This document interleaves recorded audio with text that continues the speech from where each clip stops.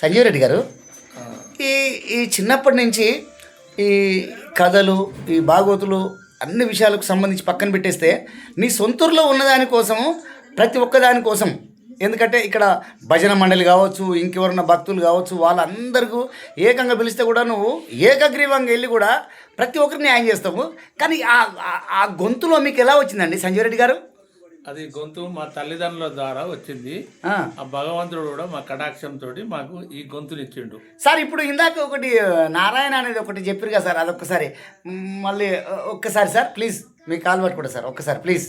నారాయణ నారాయణ అల్లా అల్లా, మా పాలిట తండ్రి పిల్లల మేమెల్లా, మత్తైతే మా మనసుకు హితువైతే, మతం వద్దు గీతం వద్దు మారణ హోమం వద్దు, నారాయణ నారాయణ అల్లా అల్లా, మా పాలిట తండ్రి పిల్లల మేమెల్లా, హిందువులం ముస్లిములం అందరము సోదరులం, హిందువులం ముస్లిములం క్రైస్తవులము అందరము సోదరము, మతమన్నది మా గంటికి మచ్చైతే, మతమన్నది మా మనసుకు హితువైతే, మతం వద్దు గీతం వద్దు మారణ హోమం వద్దు, నారాయణ నారాయణ అల్లా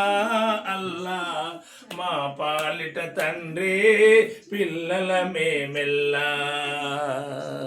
కాదండి, ఇంత ఇంత ఇంత ఇంత పవిత్రంగా, ఇంత పటిష్టంగా మీకు అంటే ఇవన్నీ ఎలా గుర్తుంటాయి సార్? నాకు అదే అర్థం కాలే. మాకు గురువు గారైన సాంబశివరెడ్డి గారు ఉండే. అంటే ఆయన ఎవరు? అంటే సాంబశివరెడ్డి అంటే ఎవరు? మాకు గురువు అనమాట, కళాకారుడు. Okay okay. 1976 నుండి 76 నుండి మేము గూడూరు గుడిలో మేము అందరం పాటలు పాడుకుంటూ ఇవన్నీ ఉండేదన్నమాట. 76లో సార్ నేను పుట్టలేదు సార్ అప్పుడు. 76 నుండి ఇప్పటి వరకు కూడా మేము ప్రతి శనివారం నాడు ఏది గుడిలో మేము భజన చేస్తాం, ఒక 15-20 మందితోటి. అయితే ఇంకో గతంలో కూడా శ్రీరామకృష్ణ భజన మండలి అని పేరుతోటి మేము చేస్తున్నాం. గతంలో కూడా మీరు భారత కమ్యూనిస్ట్ పార్టీ మార్క్సిస్ట్లో కూడా ఒక మంచి ఉన్నతమైనటువంటి స్థానంలో ఉండి, అలాగే డివైఎఫ్ఐగా సిఐటి రంగంలో ఎస్ఎఫ్ఐలో ఉన్నటువంటి స్టూడెంట్స్ని కూడా అందరినీ ఒక ఉప్పైన ప్రోత్సహించి, సిపిఎం పార్టీలో కూడా ఏపీఎన్ఎం కళాకారు కూడా మీరు చాలా సేవలు అందించినట్టు నాకు కొంచెం తెలిసిందండి.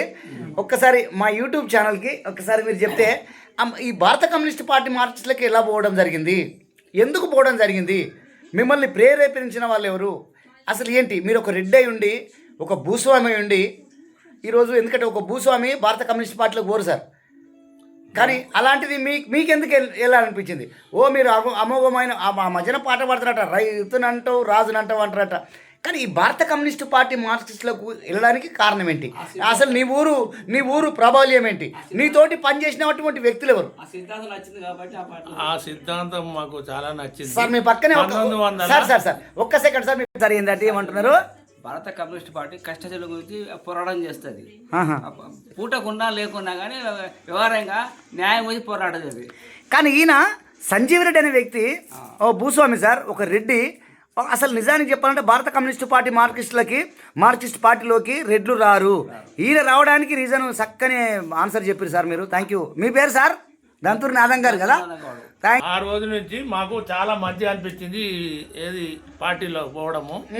అప్పుడు వెంకయ్య గారు అంటాడు ఉండే, ఆయన అయ్యా కార్యదర్శిగా వచ్చిండు గ్రామానికి. వచ్చి మమ్మల్ని అందరినీ తయారు చేసిండు.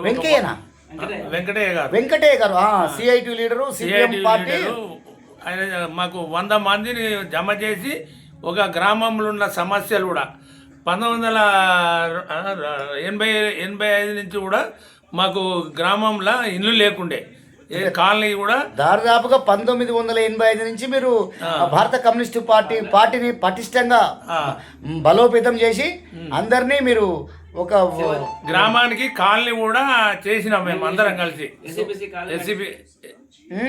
ఎస్సీ కాలనీ కూడా తయారు చేసి అందరికి ఇల్లు కూడా ఏర్పాటు చేసినాం సార్. మీరు గూడూరు సొంత ఊరే కదా? మా సొంత ఇంటి పేరు కూడా గూడూరే. మీ నాన్నగారి పేరు చెప్పండి సార్.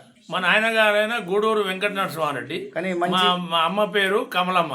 కానీ మంచి పుణ్య దంపతుల కడుపులో పుట్టి ఈరోజు ఒక రెడ్డి అయ్యుండి, ఒక భూస్వామి అయ్యుండి, కానీ అన్నిటినీ పక్కన పెట్టేసి కానీ ప్రతి ఓడు చల్లగా బతకాలని కోరుకుంటూ చూసినరా. Thank you sir. అలాగే ఇంకోటి ఏంటంటే ఈ రైతు సమస్యల మీద మీరు అప్పుడు ఏదో మీడియాలో కూడా జూలకంటి రంగారెడ్డి ఆధ్వర్యంలో ప్లస్ మళ్ళీ తమ్మినే వీరభద్రం ఆధ్వర్యంలో రైతు సమస్యల మీద మిమ్మల్ని ఆ స్టేజ్ మీదకి పాట పాడడానికి పిలిపించిందని తెలిసింది సార్.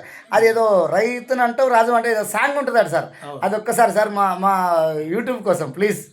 రైతునంటావు రాజునంటావు ప్రజలెట్లా మారవన్నో, రైతునంటావు రాజునంటావు రోజులెట్లా గలవన్నో, సార్ నేను విన్నా రైతునంటావు రాజునంటావు మీసం ఉన్నది చూడమంటావు సార్. ఇప్పుడు ఒకసారి సార్ ప్లీజ్. రైతునంటావు రాజునంటావు మీసమున్నది చూడమంటావు రోజులెట్లా గడవవన్నో, రోషమంతా చూపమన్నా రోషమంతా చూపమన్నా.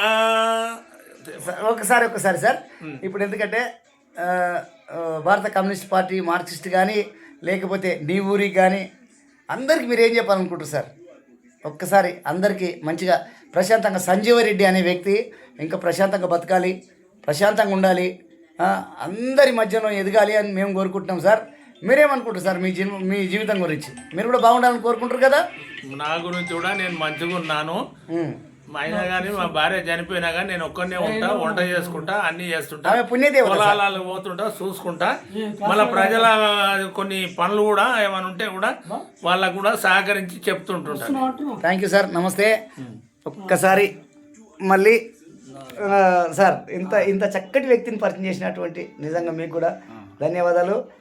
అలాగే మళ్ళీ ఇంకొక ఊరు వాస్తవుడు వెంకి నరసింహ సార్. ఇలాంటి వ్యక్తుల్ని మనం అప్రిషియేట్ చేయాలి. మనము ఊర్లు దాటిన అందరికీ ప్రశాంతంగా ప్రతి ఒక్కరికి పరిచయం చేయాలి. థ్యాంక్ యూ నాన్న, థ్యాంక్ యూ. నేను మీ అక్షయ కృష్ణ తురిమంకేష్ నా కొడుకును. సడన్గా వచ్చి మేము ఇంటర్వ్యూ చేయడం జరిగింది. నిజంగా నువ్వు ఇచ్చినటువంటి సందేశం థ్యాంక్ యూ నాన్న.